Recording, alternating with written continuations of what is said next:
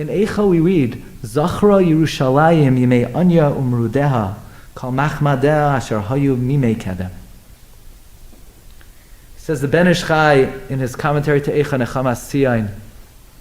At the end of days, we're going to come to the Rebbeinu Shalom with an invoice, and we're going to make a calculation. We're going to say, Rebbeinu Shalom, how long did the Beis Hamikdash stand? Rebbeinu Shalom is going to say 410, 420, a total of 830. Say, Rebbeinu Shalom, how long was the Galus? It's almost 2,000 years. Rebbeinu Shalom, you owe us. The ledgers are not balanced. We're going to create an invoice to Rebbeinu Shalom. We're going to say, Rebbeinu Shalom, Samachenu ki moisi nisanu. But we're not finished with our invoice, says the Ben Ish Chai. There's another invoice we're going to make. We're going to say, B'nafal ama biyad sar ve'ein oizer la. We're going to say, Rebbeinu Shalom, we know you're going to punish Titus. We know you're going to punish Nebuchadnezzar. But don't let the innocent bystanders go free.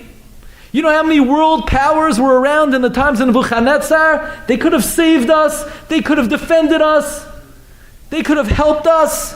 How many world powers could have saved the 1.1 million Jews that in the Roman occupation were killed by Bayesheni? But what did the nations of the world do? They did what they've been doing since the beginning of the Galus. B'nafal ama biyad sar ve'ein oizer la. They stand by idly. They remain silent. But their silence is an indictment. It's shtika kahida. And what we read in Eicha can equally apply to those democratic nations that stood by idly, watching as the Jews were gassed and burnt, and Himmler and the Nazis said, well, if America is not saying anything, and France is not saying anything, and Great Britain is not saying anything, then they're only too happy. We're the ditch. They're the mound. They couldn't be happier that we're disposing of their riffraff, as Himmler himself said. And therefore, in the end of days, we present an invoice to HaKadosh Baruch Hu, says the Ben Ish Chai. We say, Rebbeinu Shalom, we know you'll never forget what Hitler did. We know you'll never forget what the German people did, the Ukrainians did, the Hungarians did. But that's not enough. Because FDR is an accomplice to the crime.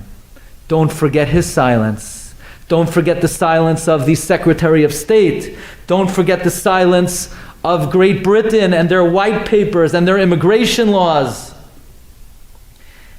So if Hitler was Haman, and like we always say, the Aseres B'nai Haman and the 10 Nazis in Nuremberg, we all know that. But who was the Achashverosh? It was the Western world. And Ad Hayom Hazeh. And whenever they accuse the state of Israel, regardless of what your opinion is about, they don't know your hashkafa. They are eternally condemning their silence in the times of the Holocaust. And when the Red Cross distributes millions of tons of food to our enemy, it's an eternal condemnation of considering the Jewish people a security threat to the Germans in the Holocaust. Says the Ben Ish Chai, we're not meichel them. We're going to create an invoice, and we ask the Ribono Shel Olam, prosecute them, not only the perpetrators, prosecute the silence to the full extent of the law. At the climax of the Kinnos, there's a haunting phrase, Kinamem, Eich Elois oid bepur, Ad ki yavayon yemei sasayin lepurayach. How could you even enjoy a Purim today? Yes, we were saved back then, but it's a reoccurring story. It's a story that happens in every generation. And unfortunately, the Hamans are the same, and the Achashveroshes are the same. The Achashveroshes will be guised in democracy, in liberalism, in egalitarianism. But deep down, they're fully in cahoots with Haman.